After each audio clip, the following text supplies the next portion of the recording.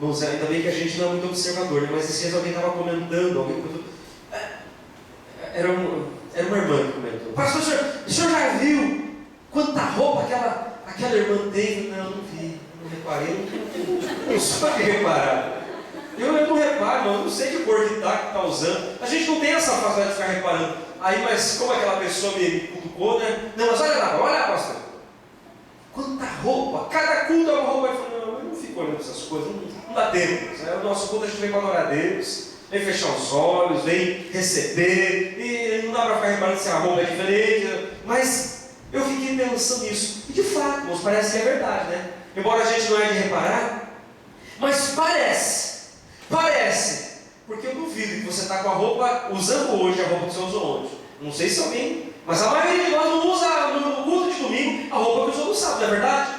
Ainda que você não vai na igreja, se você foi no shopping ontem, no shopping você vai hoje, você usa uma outra roupa. Às vezes você não usa nem o mesmo tênis, é um sapato diferente. Por que nós somos assim? Porque nós somos, irmãos, ensinados. O mundo que a gente vive, a cultura que a gente vive, é para nós.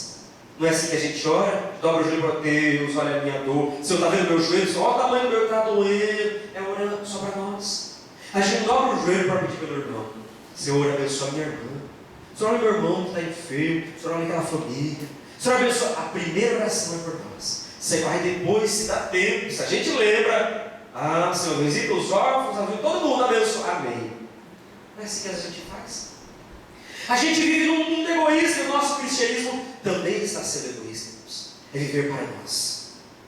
Mas a entrega ao Senhor não tem nada a ver conosco.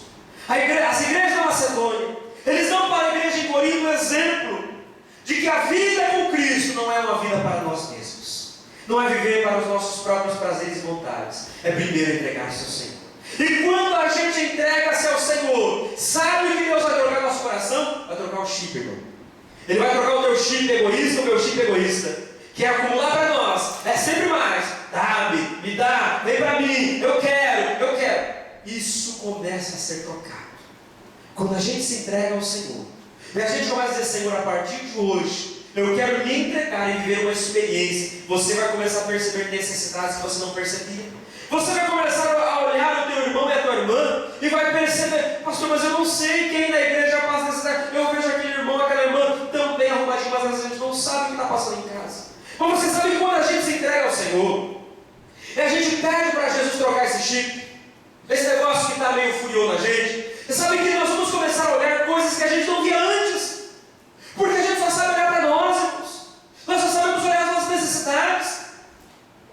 E quantas vezes a gente come, irmão, aquele bife todo dia abençoado, mas às vezes aquele irmão, aquela irmã, aquela pessoa, às vezes do nosso lado, faz quanto tempo que ele não sabe o sabor de uma carne? Eu digo isso apenas ilustrando, não só nesse sentido, mas em todas as áreas. E quando nós nos entregamos a Deus e pedimos: Senhor, eu quero me entregar, mas a entrega não é só dizer: Senhor, eu me entrego e levantou do altar, voltou para o banco e já volta com a coisa no coração. Não é isso. É deixar que aquela palavra cresça no coração. Quando isso acontece, irmãos, e a gente volta para casa, sabe o que vai ocorrer?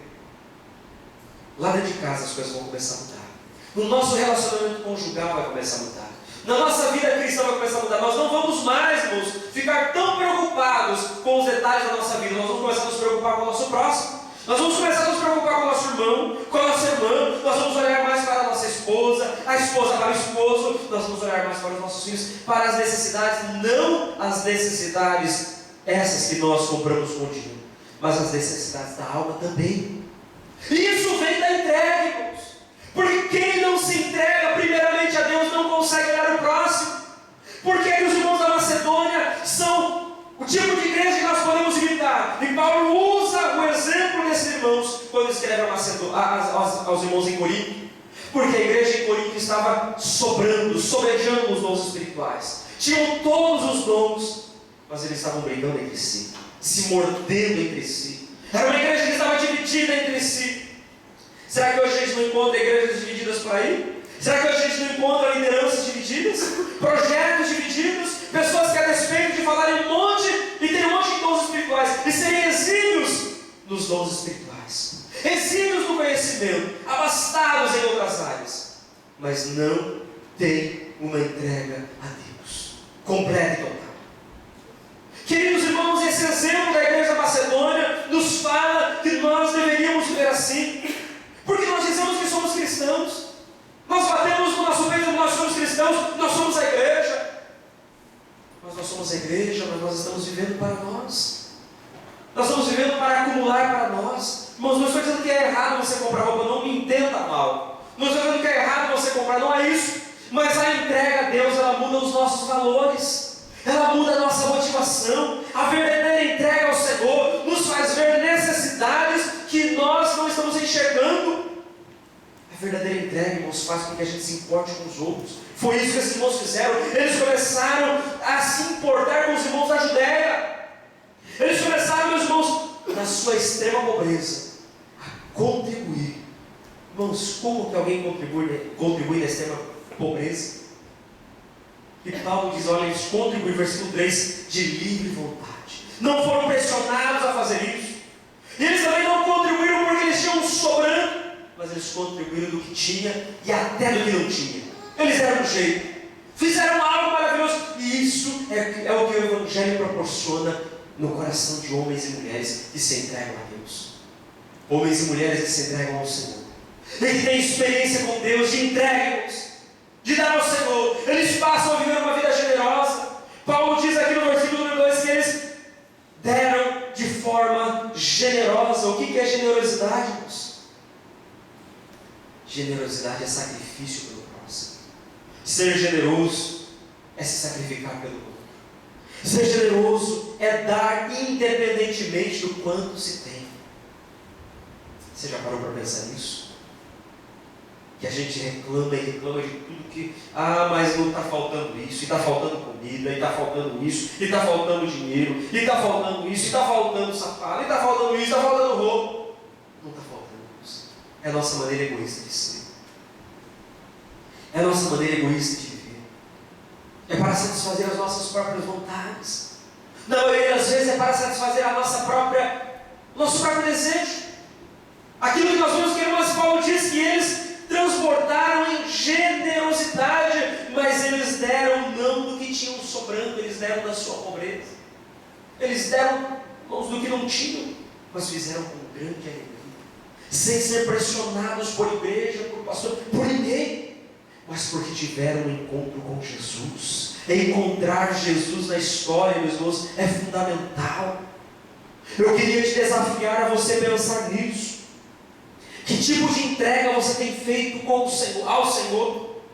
Que tipo de entrega é essa que nós cantamos nos nossos louvores, e que nós levantamos as mãos e a gente vem para frente e chora, e derrama águas, e rios transbordam nos nossos olhos, mas nós continuamos muitas vezes egoístas, sem nos importar, com o coração preso, sem importar se o meu irmão está bem ou não, sem se importar se de repente ele tem ou não um arroz para comer no dia seguinte. Irmãos, o cristianismo nos leva a nós nos preocuparmos com o outro. Pastor, mas nos dias de hoje tem muita falsidade, muita enganação. Mas eu vou dizer uma coisa para os irmãos: o homem e a mulher que se entrega a Deus, Deus não deixa ele confundidos. Aleluia. O homem e a mulher que tem uma entrega com o Senhor, ele não é enganado. Deus não deixa ele jogar dinheiro fora. Não é. Deus faz a coisa certa. Deus mostra. Deus revela o coração. Eu lembro de uma situação em que eu estava em casa, não estava trabalhando ainda, nós estávamos passando por uma difícil crise. Nós estávamos recebendo salário, estávamos recebendo um pouquinho de ajuda naquela época do ministério.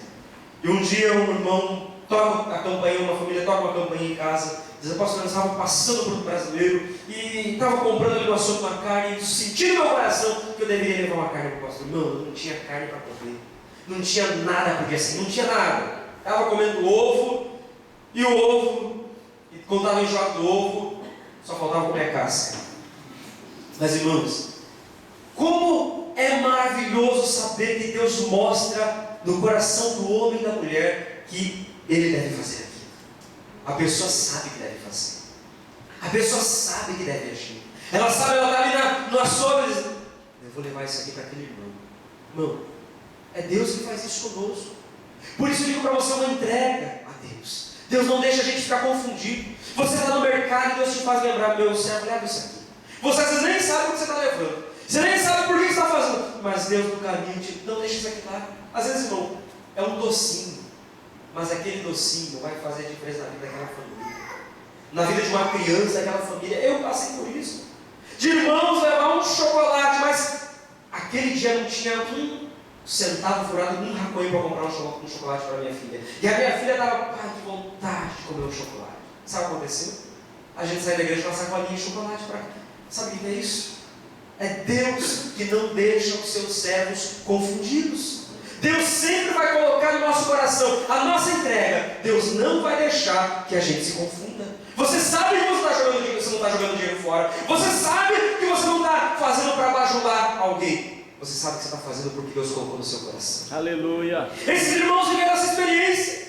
Uma entrega para com Deus, irmãos, faz com que a gente ouça Deus falar conosco e não permite que a gente tenha uma vida egoísta. E eu aprendo com esses irmãos da Macedônia essa lição.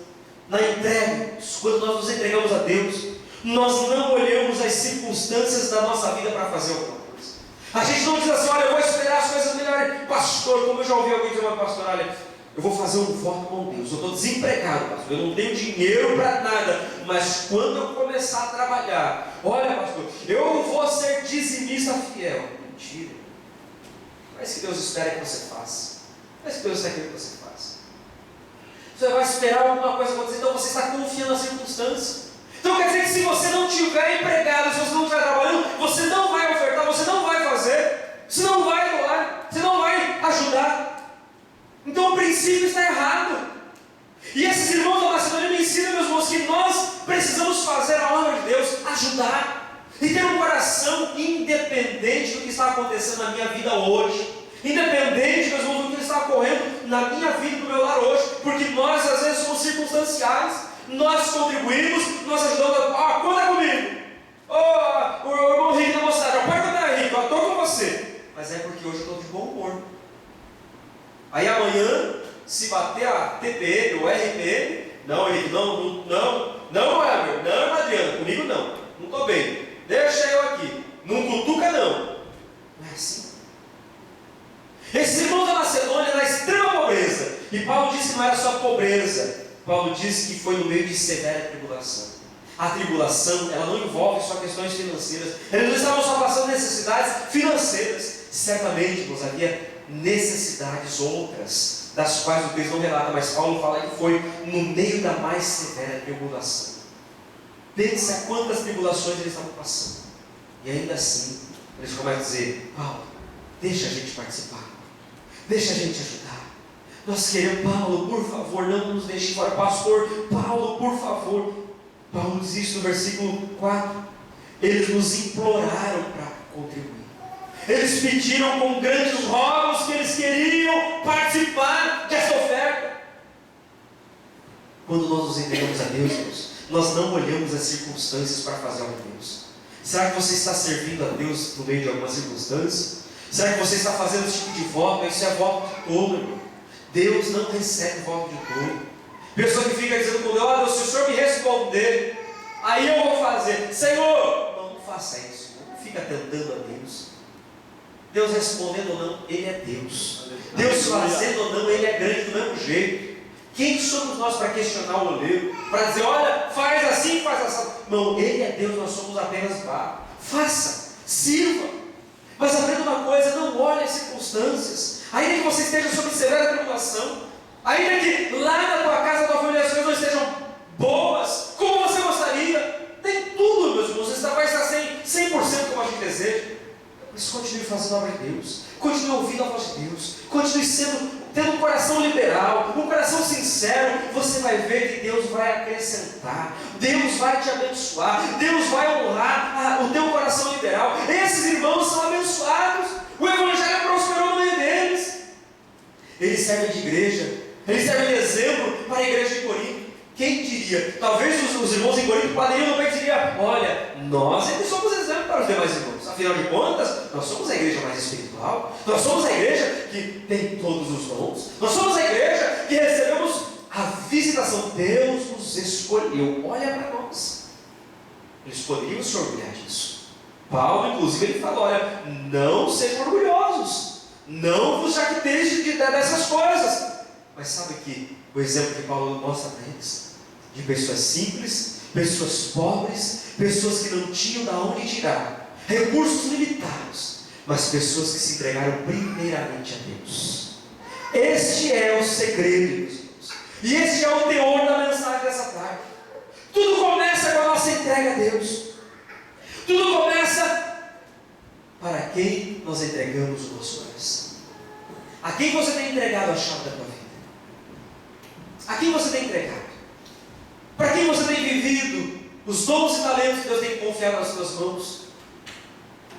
Para quem você tem vivido? Qual é a tua motivação? Qual é a tua motivação?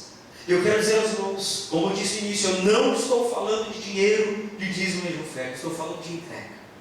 Porque, irmãos, é muito fácil nós dizermos aos meus irmãos, está aqui o carnezinho da contribuição missionária, está aqui o envelope de dízimo, está ali os tesoureiros da igreja, irmãos, fala com aqueles homens. Não é isso que eu estou dizendo. E nem quero fazer isso com vocês. Porque não adianta nada, irmãos, a gente ofertar e dizimar se o nosso coração não for entregue ao Senhor em primeiro lugar. Verdade. Não adianta nada, irmãos. Paulo, ele diz ainda no capítulo 9, vira a página, no capítulo 9, versículo 6, ou melhor, versículo 7, Paulo ainda falando sobre oferta, sobre um coração liberal. Ele diz aos irmãos em Coríntios assim: olha, cada pessoa contribua ou coopere conforme tiver colocado, proposto no seu coração, mas não contribua com tristeza ou por necessidade. Não contribua por constrangimento, mas contribua com alegria, porque diz assim: Deus ama aquele que doa, aquele que contribui com alegria. O que Deus ama em nós? Deus ama esse coração generoso. Deus ama aquele que olha para as circunstâncias e diz: Senhor, da minha pequena força eu vou compartilhar. Do pouco que eu tenho, Senhor, do simples que eu tenho, eu vou compartilhar. E eu acho que isso é o que nós como igreja precisamos viver nos dias de hoje, irmãos. Porque você sabe que a palavra de Deus está se cumprindo, e a Bíblia diz que nos últimos dias, os dias seriam que bons ou maus? Maus. As coisas vão melhorar ou piorar, irmãos? Piorar. Pastor, isso é mensagem pessimista. Vira essa boca para lá, eu vou virar. As coisas vão piorar. Aí daqueles fiquem bravos comigo, né? Teve alguém que ficou bravo comigo. Não é igual vocês não possam virar a boca para lá. Irmãos, é Bíblia, né? A Bíblia que diz que elas vão piorar. Mas, irmãos, para aqueles que têm uma vida entregue ao Senhor, você sabe o que acontece? A esses Deus vai suprir. A esses Deus não vai faltar. Sabe por que Deus não vai faltar? Não estou dizendo que não vai faltar dinheiro. Não estou dizendo que não vai faltar as benesses, os bens. Mas o Salmo 23 diz que o Senhor é o quê? E quem é que não vai faltar? É o Senhor que não vai faltar. E se o Senhor estiver na tua vida, você pode estar no meio do oceano no barquinho. Você pode estar no meio do deserto, como diz o Salmo 23. Se o Senhor é o teu pastor, Ele não faltará na sua vida. Aleluia. Pode acontecer o que for, pode estar onde você estiver, Ele não vai, venha o que vier, Ele não vai faltar. E com Cristo na nossa vida, 5 pães e 2 peixinhos são um verdadeiro banquete. Com Cristo na nossa história, na nossa vida, irmãos, você não passará fome, você não passará necessidade, ainda vai sobrar, e ainda vai recolher cestos cheios para que nada se perca. Sabe o que é isso? É encontro com Deus. Os irmãos da Macedônia, eles aprenderam que era um encontro com Deus, e eles, por causa desse encontro com Deus, eles puderam abençoar a igreja de Corinto, a igreja em Jerusalém, melhor dizendo. Eu aprendo essa palavra nessa tarde, uma palavra simples. É uma palavra muito simples, mas é uma palavra que Deus tem nos levado a meditar. Jerusalém é a igreja que recebeu a promessa do Espírito Santo. É a igreja que foi dinâmica na ministração para os povos. Dali de Jerusalém a coisa fluiu para todos os lugares. E chegou na Macedônia. Mas veja, irmãos, que na Macedônia a coisa começa a tomar corpo. Não foi só o poder e a presença do Espírito, mas foi viver a vida cristã como ela deve ser vivida. Em Efésios, para encerrar, eu quero ler aqui alguns versículos de Efésios, que nos fortalece, meus irmãos, que a nossa vida espiritual e o poder do Espírito Santo vai nos levar a viver uma vida nova com Cristo. E a vida nova com Cristo tem a questão da entrega. E a questão da entrega tem a ver com o coração voluntário. Efésios 4, Paulo diz aos irmãos da igreja em Éfeso da seguinte maneira: portanto, eu, prisioneiro do Senhor, suplico-vos que andeis de modo digno para com o chamado que recebestes. Paulo diz: andem de acordo com o chamado de vocês. Como que vocês podem dizer que são novas criaturas em Cristo? Como vocês podem bater no peito e dizer que as coisas velhas se passaram e tudo se fez novo e vocês são seguidores de Jesus, discípulos de Jesus, mas vocês não andam de acordo com o chamado? Paulo diz aos irmãos em Efésios: andem de acordo com o chamado. Como é que você foi chamado? Para seguir a Cristo, para servir como Cristo. E Cristo, irmãos, Ele tem o maior exemplo de entrega e de voluntariedade. Cristo, Ele deixa para nós a lição da entrega. Ele diz: olha, eu não vim fazer a minha vontade, mas eu vim fazer a vontade do Pai. E eu sempre olho para a imagem da cruz, irmãos. Eu sempre tiro uma lição para mim da imagem da cruz. Porque foi que naqueles dias Cristo morreu com os braços abertos.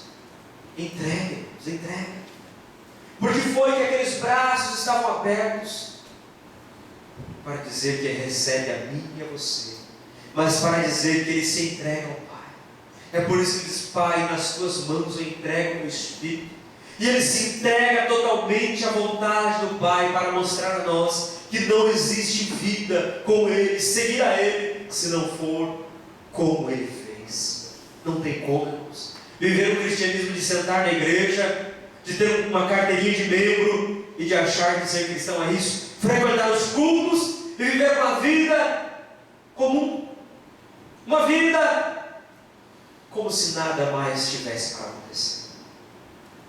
Que você possa olhar para o exemplo dos irmãos da Macedônia, a igreja na Bereia, a igreja em Tessalônica, a igreja em Filipos, onde o Evangelho produziu no coração daqueles irmãos a necessidade de se entregarem a Deus, primeiramente ao Senhor.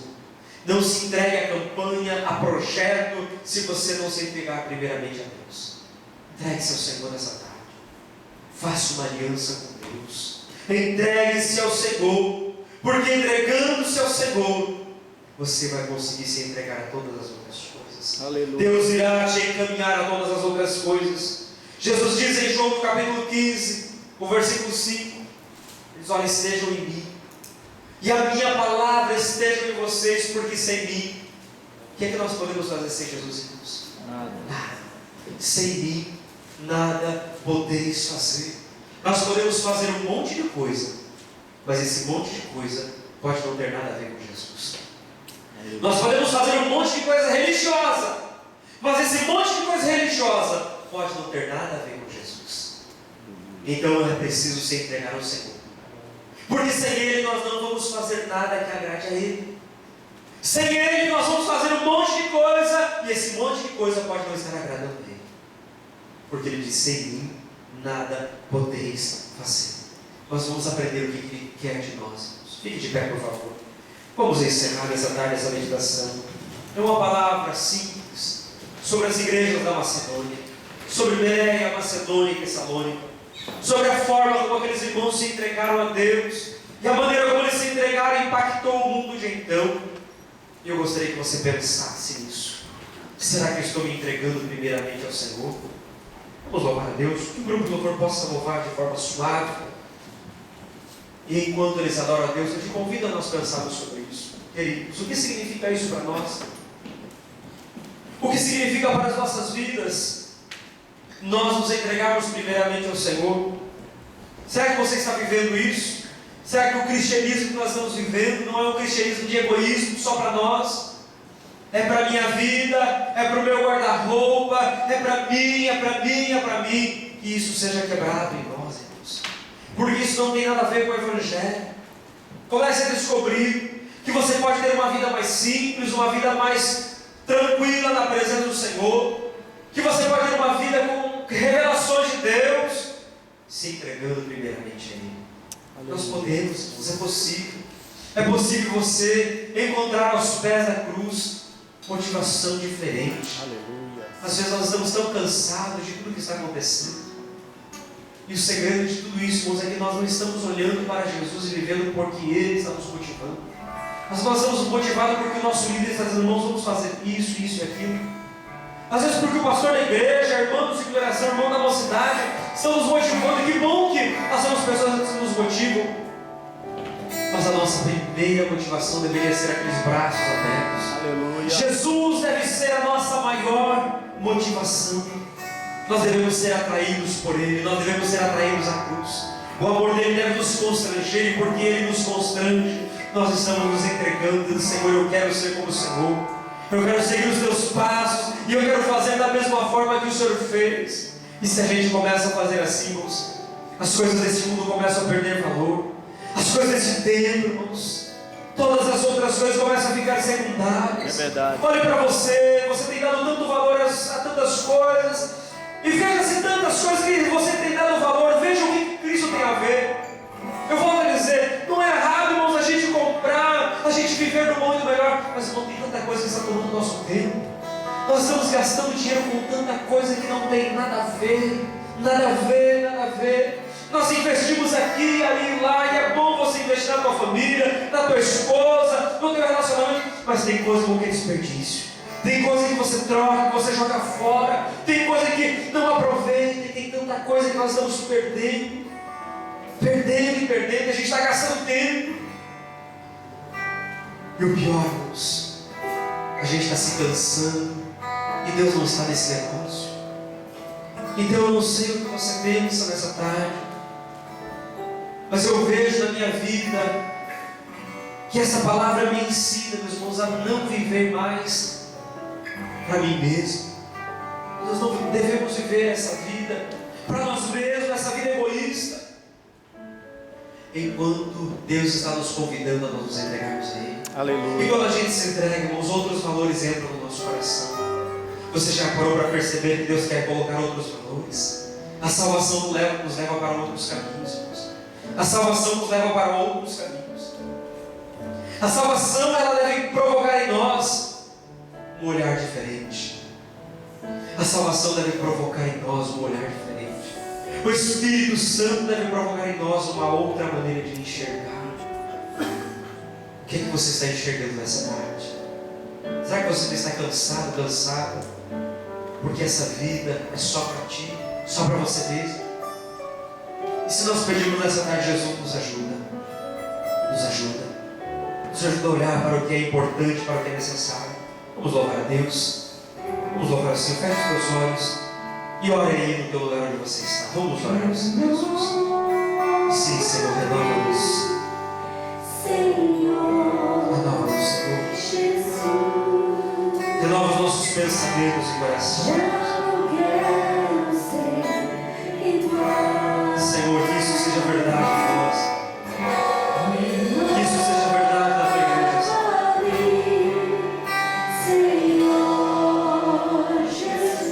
Nós precisamos, Senhor, de uma mente renovada. Como aqueles irmãos que de extrema pobreza, Senhor, no meio da mais severa tribulação, eles se entregaram, Deus, primeiramente ao Senhor, e depois eles puderam ajudar a outra igreja. Senhor, que exemplo maravilhoso dos irmãos da Macedônia, que ainda hoje fala conosco, sobre generosidade, sobre entrega, sobre voluntariedade, Deus, nós estamos vivendo um tempo para nós mesmos, Senhor. Nós estamos vivendo um tempo de acumular somente para nós, de ter coisas somente para nós, Senhor. E eu creio que o projeto do Senhor é um projeto maior, um projeto mais amplo. Senhor, o Senhor tem nos dado recursos, Senhor. Graças a Deus nós não temos passado fome. Graças a Deus nós temos, Senhor, alguns valores em nossa posse. Senhor, abre os nossos olhos para que nós possamos entender o que nós podemos fazer com tudo aquilo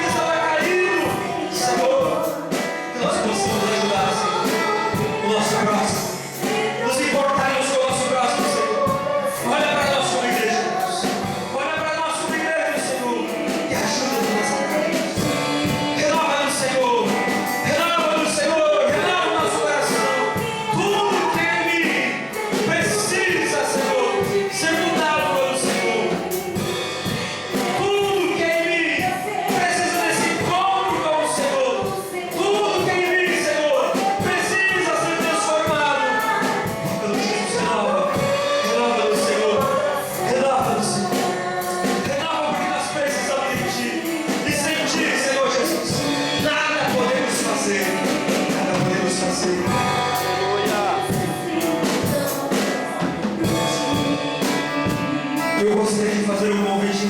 Será que você quer renovar a tua aliança com o Senhor? Você gostaria de vir